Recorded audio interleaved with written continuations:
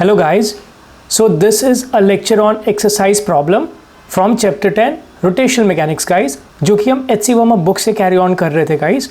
तो अभी तक हमने बेसिकली 7 लेक्चर्स कर लिए एक्सरसाइज प्रॉब्लम के and this is the 8th lecture in that same regard guys. और इस लेक्चर में हम क्वेश्चन नंबर 28, 29 एंड 30 डिस्कस करेंगे गाइज। तो चलो अभी स्टार्ट करते हैं। So this is basically the first problem in this regard guys, और ये प्रॉब्लम हमें कुछ ऐसा बोल रहा है that is a wheel of mass 10 kg and radius 20 centimetres. मतलब एक हमारे पास व्हील है guys, suppose this is a wheel and इसकी जो मास है that is given which is 10 kg guys, this is given in the question. And radius जो है इस व्हील की दैट इज 20 सेंटीमीटर्स, या मैं इसको लिख सकता हूँ 0.2 मीटर्स गाइज। तो ये actually this is 0.2 metres basically, and this wheel is suppose to be a solid wheel guys. जब भी व्हील ऐसे क्वेश्चन में गिवन है और कहीं ऐसे लिखा नहीं हुआ है कि वो हॉलो व्हील है या सॉलिड व्हील है, तो आपको सॉलिड व्हील मानकर चलना है इस क्वेश्चन में, because wheel is suppose to be a solid, तो that's why this is a solid wheel. कह रहा है is rotating at an angular speed of 100 revolutions per minute guys. तो जो इनिशियल ओमेगा है जिससे ये व्हील बेसिकली रोटेट कर रही है that is given to be what 100 revolution guys, this is not radian, so revolution per minute. आप इसको अगर सेकंड में चेंज करोगे 100 रेवोल्यूशन पर सेकंड, तो आपको 60 से डिवाइड करनी पड़ेगी। This is very much clear guys. So this is now what revolution per second, this is our omega naught. तो 10 कैंसिल हो गया, this comes out to be 10/6 revolution per second guys. कह रहा है when the motor is turned off, मतलब ये wheel जो है वो 100 रेवोल्यूशन पर मिनट या 10/6 रेवोल्यूशन पर सेकंड से रोटेट कर रहा था जब इस मोटर को टर्न ऑफ कर दिया गया। तो जैसे ही मोटर को टर्न ऑफ कर दिया गया तब भी क्या होगा, व्हील जो है धीरे धीरे अपनी ये ओमेगा को कम करने की कोशिश करेगा, और कम करता करता वो एक बार ओमेगा को 0 कर देगा फाइनली। तो जो फाइनल ओमेगा हमें दैट इज 0, ये पता है बिकॉज मोटर को टर्न ऑफ कर दिया guys, this is very simple. उसके बाद कह रहा है neglecting the friction at the axle, हमने फ्रिक्शन को नेग्लेक्ट किया है। Calculate the force that must be applied tangentially to the wheel to bring it to rest in 10 revolution. अभी देखो, एक तो मोटर को बंद किया गया है तो व्हील धीरे धीरे करके अपनी ओमेगा को 0 करेगी ही करेगी, बट यहाँ पे हमें एक दूसरी चीज़ क्या बोल दी गई है कि आपको फ्रिक्शन एट द एक्सेल को नेग्लेक्ट करनी है। तो जब आप फ्रिक्शन एट द एक्सेल को नेग्लेक्ट करोगे और सिर्फ मोटर टर्न ऑफ करके छोड़ दोगे तो व्हील कभी नहीं रुकेगी, बिकॉज फ्रिक्शन है ही नहीं उसको रोकने के लिए। तो वो व्हील टर्न होता ही रहेगा with the same constant omega that is 10/6 revolution per second या 100 revolution per minute guys. But अभी एक दूसरी कैच क्या है क्वेश्चन में गिवन है, दैट एक टेंजेंशियल फोर्स आप अप्लाई कर रहे हो उस व्हील को रोकने के लिए। तो फ्रिक्शन नहीं है, एक टेंजेंशियल फोर्स है जिसके एप्लीकेशन की मदद से इस व्हील को रोकी जा रही है गाइस। और वो रुक कितनी में रही है, 10 रेवोल्यूशन में। तो थीटा कितना है, दैट इज 10 रेवोल्यूशन गाइस। तो आपको ऐसे क्वेश्चन के इनसाइट्स को देखना आना चाहिए गाइस, आपको क्वेश्चन को समझ में आना चाहिए कि क्वेश्चन ऐसा क्यों गिवन है, why we are neglecting the friction at the axle. तो ये सब चीज़ें ऐसे ही नहीं दी गई है, कुछ मतलब है जो आपको सोचना है थोड़े क्वेश्चंस में, तभी जाकर आप टिपिकल क्वेश्चंस को बहुत ही आसान तरीके से समझ के उसको सॉल्व कर सकते हो गाइस। तो यहाँ पे थीटा 10 रेवोल्यूशंस में रोक दी जा रही है उस व्हील को with the help of a force, tangential force, और इस फोर्स को हमें निकालना है basically. This tangential force we must need to find. तो यहाँ से आपको गाइस देखो, ये 3 वेरिएबल है आपके पास, नॉट वेरिएबल बल्कि ऑलरेडी गिवन है। सो दीज 3 नोन्स आर देयर, उसकी मदद से आप अल्फा निकाल सकते हो, नो डाउट। अल्फा निकाल लिया आपने, आपको आई पता है, मैंने बोला दिस इज सॉलिड व्हील, आपको मास पता है व्हील की, रेडियस पता है, तो यहाँ से आई निकल जाएगी व्हील की। तो आपके पास आई अल्फा है, आपको चाहिए क्या, एफ टी चाहिए। तो हमें पता है I alpha is equals to F T multiplied by again the radius of this wheel which is 0.2 metres. तो यहाँ से गाइज आपको कहीं ना कहीं इसको यूज करके आपके पास एफ टी निकल जाएगा गाइज। तो this is basically the concept, जैसे आपको इस क्वेश्चन को समझना था कि ये सारी चीज़ें क्यों गिवन है, क्यों friction at the axle neglected है। तो अगर आप इसको नहीं भी सोचोगे neglection of friction at the axle, तब भी आप क्वेश्चन को सॉल्व कर सकते हो, नो डाउट। बट यहाँ पे आप थोड़ी इनसाइट्स देखना सीखो गाइज, ये मैं कहना चाह रहा था। तो अभी देखो, जैसे प्रोसीड करना है इस क्वेश्चन को मैंने बहुत ही अच्छे तरीके से बता दिया। अभी ओमेगा नॉट हमारे पास है, ओमेगा 0 है, थीटा 10 रेव है। तो यहाँ से आप क्या करोगे, omega square minus of omega not square that is equals to 2 alpha theta, इसको यूज़ कर सकते हो। इसको यूज़ करने के बाद देखो मैं क्या कर रहा हूँ, this omega is basically 0, no doubt. So 0 square minus of omega not square, omega not is what 10/6, तो this much square, this is equals to what 2 multiplied by alpha, alpha जो कि हमें चाहिए multiplied by theta is 10 revolution. So this is what, जिसके तहत हमें आगे बढ़ना है। तो this is again what minus of 10 square that is 100, 6 square that is 36, that is equals to 2 alpha into 10 guys. तो यहाँ से 10 कैंसिल आउट हो गया, this 2 times 5 is 10, so alpha is what, alpha is minus of 5/36। But इसकी unit क्या होगी, हम देखो यहाँ पे रेवोल्यूशंस में खेल रहे हैं, तो दिस इज व्हाट रेवोल्यूशन पर सेकेंड स्क्वायर गाइज। इसमें आप मिस्टेक मत करना वरना सारी आंसर गलत आ जाएगी अगर आप इसको रेडियन ले लोगे तो गाइस। अभी देखो आगे कैसे प्रोसीड करते हैं। तो सबसे पहले आगे प्रोसीड करने से पहले मैं इसको रेडियन में कन्वर्ट करना चाहूँगा। तो अल्फा को अगर मैं रेडियन में लिखूँ तो that is -5 1 revolution we already know that is 2 pi radian, so this is multiplied by 2 pi upon 36 this much radian per second square. इसमें कोई डाउट नहीं होना चाहिए। तो यहाँ से this is what -10 pi upon 36 guys, this radian per second square, this is basically alpha. तो हमारे पास यहाँ पे अल्फा आ गया। Now we need to find I. तो यहाँ से अगर आप आई निकालोगे सो दिस इज वॉट, मैंने बोला सॉलिड व्हील है, सॉलिड व्हील है मतलब सॉलिड सर्कुलर रिंग है। तो mr² upon 2 is the movement of inertia of a solid ring, ये हमें पता है। So m is given that is 10 multiplied by r square, r is 0.2 this much square upon 2, this is basically I. So I है, alpha है and radius is what that is 0.2। तो यहाँ से आप ft इजिली निकाल सकते हो, देखो कैसे। सो गाइज मैं यहाँ पे लिखता हूँ I that is 10 multiplied by 0.2 square upon 2 multiplied by alpha. Alpha is how much? That is 10 pi upon 36. I am only taking magnitude now guys, सिर्फ मैं magnitude ले रहा हूँ because हमें ft की magnitude चाहिए। So ft multiplied by r is how much? That is 0.2. So एक ये 0.2 cancel out हो गया आपके पास and this 2 and this is what? 0.1 because 2 times 1 is 2 basically and that's why this is 0.1। ये cancel out हो गया, हमारे पास क्या बचा? That is 10 पाई अपॉन 36 बचा guys, this is basically ft 10 pi upon 36। तो यहाँ से जब आप कैलकुलेट करोगे ft को guys, so ft will be what something like 0.872 Newton guys, this is approximately. तो एच सी वर्मा सर ने इसके आंसर को 0.87 न्यूटन गिवन किया guys, this is basically the answer. तो गाइज ये क्वेश्चन बेसिक क्वेश्चन ही था बट मैं इसलिए इसको लिया ताकि आपको इनसाइट्स देख कर समझ में आएगा। गाइज यहाँ पे जो ये गिवन किया है that is neglecting the friction at the axle, उसकी मतलब एक तो आपको समझ में आनी चाहिए और दूसरा कि इस क्वेश्चन को कैसे घुमा के थोड़ा बहुत पूछा हुआ है तो थोड़ा इंटरमीडिएट की तरफ झुका हुआ है ये, तो उसको सॉल्व कैसे करें समझ के क्वेश्चन को, इसलिए मैंने गाइज ये क्वेश्चन लिया था। अभी चलो नेक्स्ट क्वेश्चन की ओर बढ़ते हैं। So this is basically the second question of this video guys और ये क्वेश्चन हमें कुछ इस प्रकार से बोल रहा है that is a cylinder rotating at an angular speed of 50 rev per second is brought in contact with an identical stationary cylinder. This is an interesting question.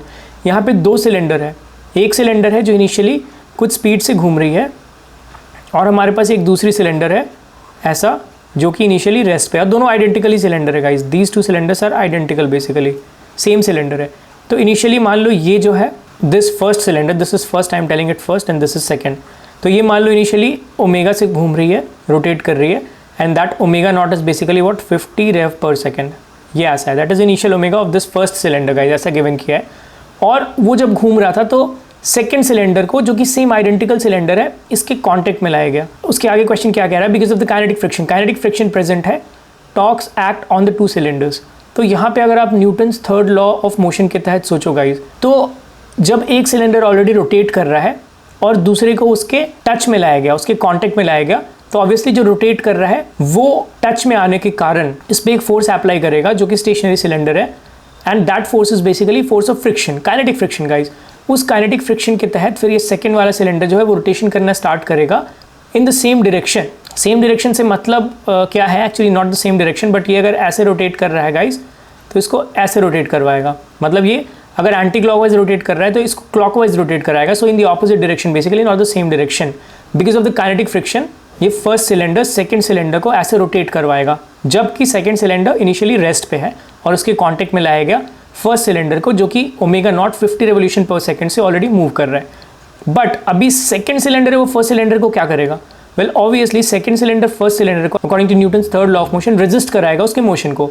तो ये जब 50 रेवोल्यूशन पर सेकंड में मूव कर रहा है तो उसकी speed को डिक्रीज कराएगा, उसकी जो एंगुलर स्पीड है उसको डिक्रीज करवाएगा, बिकॉज वो भी उस पर काइनेटिक फ्रिक्शन लगा रहा होगा but in the opposite direction, उसकी जिस डायरेक्शन में मोशन हो रही है उसके ऑपोजिट डायरेक्शन में। एंड दैट्स वाई एक की स्पीड बढ़ेगी, सेकेंड की जो स्पीड है वो बढ़ेगी और जो फर्स्ट की स्पीड है वो बेसिकली घटेगी। And I am talking about angular speed guys. तो ये according to Newton's third law of motion आपको दिखनी आनी चाहिए यहाँ पे, इसको मैंने बहुत ही अच्छे तरीके से बताया गाइज।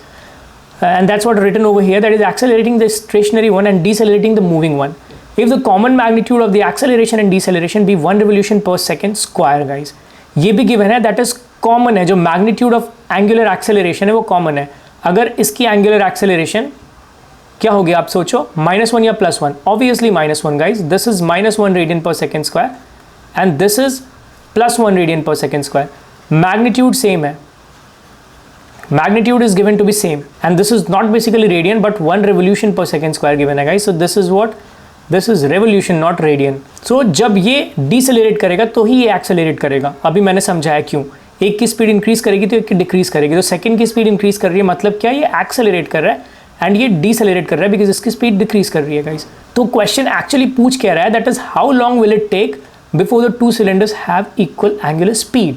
तो जो फाइनल एंगुलर स्पीड होगी सिलेंडर 1 की एंड सिलेंडर 2 की, ये दोनों जब इक्वल होगी तो उस समय तक कितना टाइम बीत चुका होगा guys, that is basically the question.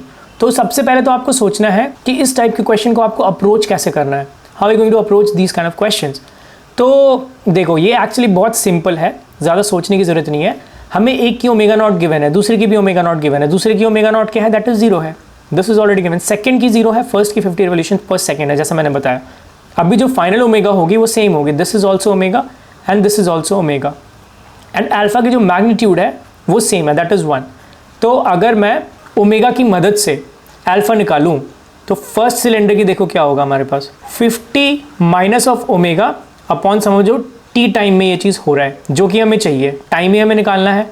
तो ये टाइम को मैंने टी माना है कि टी टाइम में जो 50 वाला यानी कि जो फर्स्ट सिलेंडर है उसका जो ओमेगा है वो ओमेगा फाइनल है वो ओमेगा हो रहा है बिकॉज ओमेगा फाइनल मैंने ओमेगा लिया है तो टी टाइम में ऐसा हो रहा है. सो this is basically the alpha. अभी मैंने 50 से इसको माइनस किया है, ऑब्वियसली 50 स्पीड ज़्यादा है और जो फाइनली स्पीड होगा वो कम है, तो आप ज़्यादा में से कम को घटा रहे हो तो दैट्स वाई अल्फा पॉजिटिव ही होगा आपके पास. तो यहाँ पे जो माइनस है उसमें कंफ्यूज मत होना, मैं मैग्नीट्यूड वाइज इसलिए बोला लेके चल रहा हूँ क्योंकि मैं देखो जो ज़्यादा स्पीड है उसको पहले ले रहा हूँ और कम वाले स्पीड को ज़्यादा वाले स्पीड से माइनस कर रहा हूँ, दैट्स वाई अल्फा पॉजिटिव ही होगा और मैग्नीट्यूड तो हमारे पास 1 ही है. सिमिलरली अभी सेकंड केस में देखो जो ओमेगा ज़्यादा है वो फाइनल वाला होगा बिकॉज इनिशियल ओमेगा तो 0 है, so omega minus 0 upon time T ऐसा होगा हमारे पास and that is again equal to this 1. तो आपको समझ में आना चाहिए because again this is positive and this is 0, so upon T करोगे तो आप पॉजिटिव 1 ही आएगा. तो यहाँ से अगर आप इसको देखोगे तो omega upon T is basically equal to 1. मैं इस साइड को देख रहा हूँ अभी, इट मीन्स यहाँ से क्या आ गया, omega is equals to T आ गया हमारे पास, इसमें कोई आपको डाउट नहीं होनी चाहिए. तो जब omega is equals to T आपको इस वाले इक्वेशन से आया, this is second equation and this is first equation, तो इस इक्वेशन के टर्म को आप फर्स्ट इक्वेशन में रख दोगे तो यहाँ से कितना होगा 50 minus of omega is equals to T because now this is equal to 1 guys. यहाँ से देखो तो यहाँ से अगर आप ओमेगा को टी लिख दोगे, इसको यहाँ पुट करोगे तो 50 minus of T is equals to T होगा. तो यहाँ से देखो 50 is equals to basically T plus of T that is 2t. तो यहाँ से t कितना आ गया, दैट इज 50 upon 2 which is 25 second guys. So this is basically the answer guys. तो ये क्वेश्चन देखो कितना सिंपल है, जब आपने एक बार सोल्यूशन देख लिया होगा तो आपका एहसास हुआ होगा यार ये तो बहुत ही सिंपल सा क्वेश्चन है. बट इस क्वेश्चन को एच सी वर्मा सर ने इतने अच्छे तरीके से पेश किया है, इतने अच्छे कॉन्सेप्चुअली तरीके से पेश किया है कि कोई भी इस क्वेश्चन को देख के थोड़ा एक सेकंड सोच सकता है कि ऐसा कॉम्प्लेक्सिटी से इस क्वेश्चन को क्यों पेश किया गया. एक सिलेंडर पहले रोटेट कर रही है, दूसरी सिलेंडर स्टेशनरी है, दोनों को एक साथ कॉन्टेक्ट में लाया गया, एक एक्सेलरेशन हुई दूसरी डिसेलरेशन हुई, बाद में जाकर दोनों की एंगुलर स्पीड सेम हुई, आपको टाइम निकालनी है. तो ये थोड़ा ऐसे सोच के लग रहा है कि थोड़ा कहीं ना कहीं काइनेटिक फ्रिक्शंस वगैरह इन्वॉल्व है, कॉम्प्लेक्सिटी होगी इस क्वेश्चन में, बट ऐसा कुछ है नहीं. तो इसको मैं एक बोल सकता हूँ yes this is an intermediate level question guys. तो अभी चलो third and last question of this video पे चलते हैं गाइज. सो ये क्वेश्चन हमें कुछ इस प्रकार से बोल रहा है, that is a body rotating at 20 rad per second is acted upon by a constant torque providing it a deceleration of 2 radian per second. मतलब एक बॉडी है जो कि ओमेगा 20 रैड पर सेकंड से रोटेट कर रही है initially, this is omega nought which is 20 rad per second, और उसको एक कांस्टेंट टॉर्क लगाया गया, कांस्टेंट टॉर्क लगाया गया उस पर जो कि उसको डिसेलरेट करवा रही है. मतलब अल्फा जो है नेगेटिव में है 2 रेडियन पर सेकंड स्क्वायर, ये गिवन किया है. कह रहा है at what time will the body have kinetic energy same as the initial value if the torque continues to act. तो इनिशियल यहाँ पे कुछ काइनेटिक एनर्जी होगी half M V square guys. तो हाफ एम वी स्क्वायर अगर मैं लिखूँ और ये बॉडी रोटेट कर रही है तो आप कंफ्यूज मत हो जाना कि हाफ आई ओमेगा स्क्वायर क्यों नहीं लिखा, because this half M V square and half I omega square basically the same. देखो कैसे, वी को आप आर ओमेगा लिख सकते हो बिकॉज बॉडी इज रोटेटिंग, मतलब प्योर रोटेशन हो रहा है. तो V is equals to R omega, so R omega का स्क्वायर हो जाएगा that is equals to what half M into R square omega square. तो जिस एक्सिस के अबाउट वो बॉडी रोटेट कर रही है वहाँ से अगर मैं आई देखूँ मोमेंट ऑफ इनर्शिया तो that is M R square का, इसमें कोई डाउट नहीं होनी चाहिए. So this is basically I. तो यहाँ से आप इसको कहीं ना कहीं हाफ आई ओमेगा स्क्वायर लिख सकते हो. So this is rotational kinetic energy which is exactly equal to this half M V square guys. तभी मैं इसको हाफ एम वी स्क्वायर लिखा, आप हाफ ओमेगा स्क्वायर से ही सोचना है इसको, half I omega square basically. So both are one and the same thing guys. तो बोल रहा है कि इनिशियल काइनेटिक एनर्जी जितनी है, इनिशियल मतलब क्या, जब omega naught 20 radian per second है, बिकॉज आई तो चेंज नहीं होने वाला है, बॉडी की कुछ ओरिएंटेशन वगैरह उसके एक्सिस के अबाउट कुछ चेंज नहीं हो रही है, ऐसा क्वेश्चन में नहीं गिवन है हमें, तो सिर्फ हमें ओमेगा पे खेलना पड़ेगा। तो ओमेगा जो है वो इनिशियल 20 रेडियन पर सेकेंड है। सो इनिशियल जो आई है दैट इज के ई है, मतलब काइनेटिक एनर्जी है, that is half into I into 20 square, ऐसा कुछ होगा हमारे पास। तो सिर्फ आपको ओमेगा नॉट देखना है। तो बोल रहा है कि कितने टाइम के बाद बॉडी की सेम काइनेटिक एनर्जी होगी जितनी इनिशियली है, तो इनिशियली इतनी है, और ये सिर्फ किस बात पे डिपेंड हो रहा है, वेल ओमेगा नॉट पे डिपेंड हो रहा है, विच इज़ 20। तो वापस से इस बॉडी की जो ओमेगा है वो 20 कब होगी, 20 रेडियन पर सेकेंड, बिकॉज जब 20 रेडियन पर सेकेंड वापस से होगी तभी इसकी kinetic energy initial kinetic energy की इक्वल होगी, और कोई रास्ता नहीं है, बिकॉज आई सेम है, हाफ सेम है, तो सिर्फ एक ही वेरिएबल है, दैट इज ओमेगा। तो ओमेगा नॉट इनिशियली 20 था, तो ऑब्वियसली आपको फाइनल ओमेगा भी 20 रेडियन पर सेकेंड चाहिए, तभी kinetic energy initial kinetic energy की इक्वल होगा। तो यहाँ से सबसे पहले देखो, जब डीसेलरेट कर रहा है ये रोटेटिंग बॉडी, तो ऑब्वियसली एक टाइम ऐसा आएगा जब उसकी जो ओमेगा है 0 होगी, और वापस से अगर वो कांस्टेंट टॉर्क आप लगा रहे हो बॉडी पे, तो 0 के बाद फिर उसकी जो रोटेटिंग स्पीड है, एंगुलर स्पीड है, वो वापस से इंक्रीज होना स्टार्ट होगी, और इंक्रीज होता होता जब वो 20 रेडियन पर सेकेंड वापस से गेन कर लेगा, तो उस समय का हमें बेसिकली टाइम निकालना है, बिकॉज जब वो वापस से omega 20 radian per second gain कर लिया तभी उसकी kinetic energy initial kinetic energy की इक्वल होगी गाइस।